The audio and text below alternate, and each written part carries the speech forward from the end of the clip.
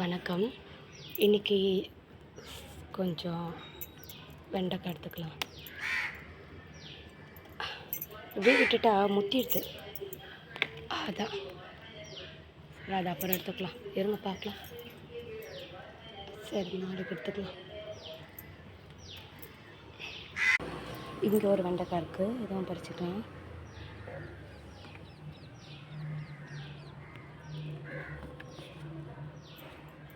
முத்திடுச்சுன்னு நினைக்கிறேன். பறிச்சாச்சு. இன்னைக்கு கொஞ்சம் நித்திய கல்யாணம் எடுத்துக்கலாம். இது கஷாயம் வச்சு குடிக்கலான்னு பார்க்குறேன்.